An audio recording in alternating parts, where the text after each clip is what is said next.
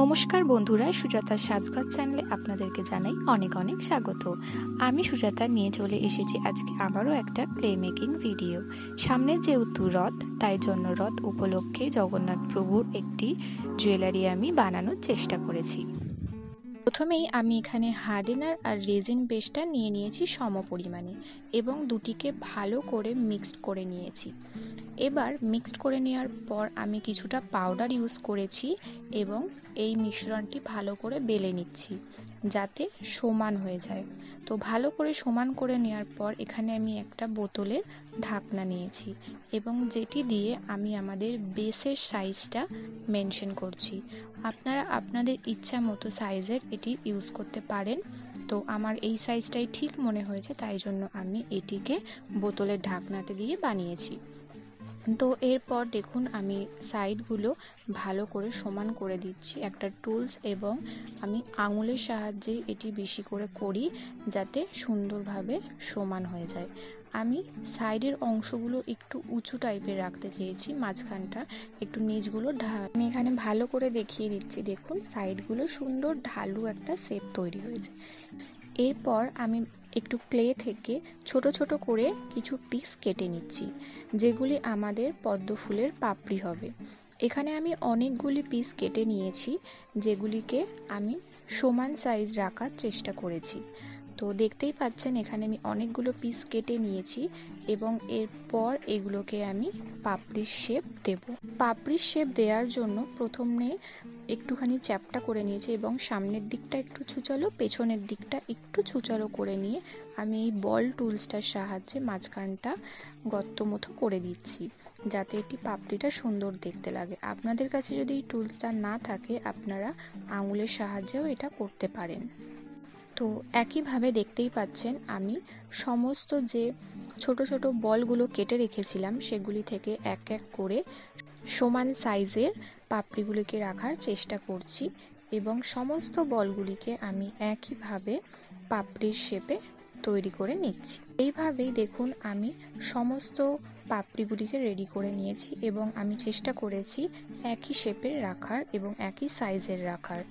তো এরপরে আমাদের বেসটা একটু হালকা শুকিয়ে গেছে, তো আমি সেটিকে অন্য একটি জায়গায় নিয়ে গেলাম এবং সাইডগুলিতে হালকা করে গ্লু অ্যাড করলাম এবং এক এক করে পাপড়িগুলিকে আমি সাইডে পুরো বেসটার সাইডগুলিতে আঠা লাগিয়ে লাগিয়ে সেট করছি। একদম শেষের অংশটা একটু চেপে দিলেই এগুলি সুন্দরভাবে অ্যাডজাস্ট হয়ে যায় এবং এক্সট্রা সিকিউরিটির জন্য আমি ব্যবস্থা রেখেছি, সেটা আপনারা একটু পরেই দেখতে পারবেন।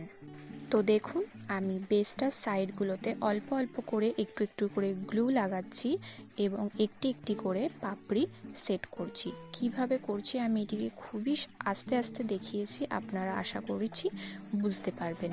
তো আপনারা দেখুন কিভাবে আমি পাপড়িগুলোকে সেট করছি। এবং তার মাঝখানে একটা কথা বলি, আমি পার্সোনাল কিছু কারণের জন্য বড় ভিডিও আপলোড করতে পারছি না রেগুলারলি। তো আপনারা প্লিজ আমার উপর রাগ করবেন না, সবাই আমাকে প্লিজ সাপোর্ট করবেন, আমার ভিডিওগুলো দেখবেন, লাইক করবেন, কেমন হয়েছে জানাবেন। আর আমি এরপর থেকে চেষ্টা করছি রেগুলার ভিডিও আপলোড করার। আপনাদের সাথে কথা বলতে বলতে দেখুন আমার সব কটা পাপড়ি এখানে অ্যাড করা হয়ে গেছে।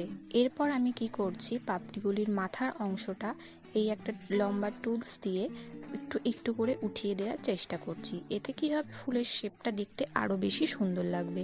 আপনাদের কাছে যদি টুলস না থাকে আপনারা এরকম টাইপের ছুঁচ বা সেফটি পিন দিয়েও করতে পারেন। পর আমি এখানে আরও একটু ক্লে নিয়ে নিয়েছি এবং সেটিকে লম্বা করে বেলে নিচ্ছি। বেশি পাতলা করবেন না, এটিকে মিডিয়াম রাখার চেষ্টা করবেন। এরপর আমি পাপড়িগুলিতে যেখানগুলো অ্যাড করেছিলাম চেপে চেপে সেই জায়গাগুলোতে ভালো করে গ্লু লাগিয়ে দিচ্ছি এবং এই পাতলা ক্লেটা সেখানেই আমি গোল করে সেট করে দেব। এই ক্লেটা যেহেতু একদম পাতলা রয়েছে তো সেটা সেট করতে আমার একটু সমস্যা হচ্ছিল, আর আমি একটু বেশি ক্লে নিয়ে নিয়েছিলাম, তাই জন্য এটা অ্যাড করতে একটু সমস্যা হয়েছে। তো আমি আস্তে আস্তে করে নিয়েছি। আপনারাও একটু ক্লেটাকে রেখে করার চেষ্টা করবেন। একদম পাতলা অবস্থায় ক্লেগুলোকে ইউজ করতে একটু হ্যান্ডেল করার সমস্যা হয়ে যায়। দেখতেই পাচ্ছেন আমি এখানে ক্লেটাকে যতই এদিক করছি ওটা ওদিকে চলে যাচ্ছে, খুব সমস্যা হচ্ছিল। তারপর আমি আস্তে আস্তে এটাকে সেট করে নিয়েছি।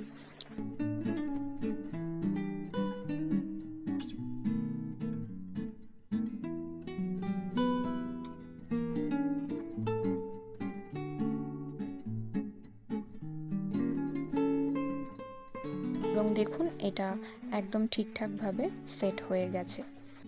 তো সাইডের ক্লেটা আটকানোর পর দেখুন জিনিসটা দেখতে কিছুটা এরকম লাগছে। আমাদের পেন্ডেন্টটা একদম রেডি। এবার আমরা এখানে ইয়াররিংসের জন্য কিছুটা ক্লে মেখে নিয়েছি এবং পেন্ডেন্টের জন্য আমি যে টুলসটা ইউজ করেছিলাম আপনারা দেখেছেনই, তার থেকে একটু ছোট সাইজের একটা ঢাকনা ইউজ করে আমি এখানে ইয়াররিংস দুটো বানিয়ে নিচ্ছি। পেন্ডেন্টটা যেভাবে আমি অ্যাডজাস্ট করেছিলাম, ইয়াররিংসটাকেও আমি ক্লেটা একটু মোটা বলে সাইডগুলো একটু অল্প অল্প করে চেপে দিয়েছি এবং সাইড থেকে অ্যাডজাস্ট করে এটাকে গোল শেপেই আমি রেখেছি।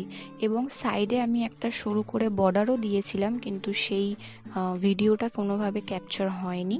তো আপনারা দেখতে পাবেন, আমি শেষের দিকে জুয়েলারির ইয়াররিংসটা দেখাবো, সেখানে আমি অ্যাড করেছি।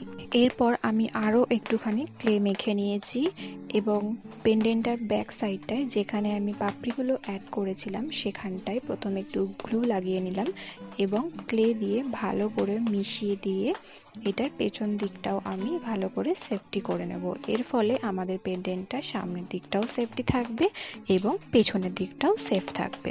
একদম পাতলা করে করবেন যাতে বেশি উঁচু না হয়ে যায়, দেখতে বাজে না লাগে। ভালো করে মিশিয়ে নেওয়ার পর দেখুন আমাদের পেন্ডেন্টটা দেখতে এরকম লাগছে এবং আমাদের জুয়েলারিটা একদম রেডি।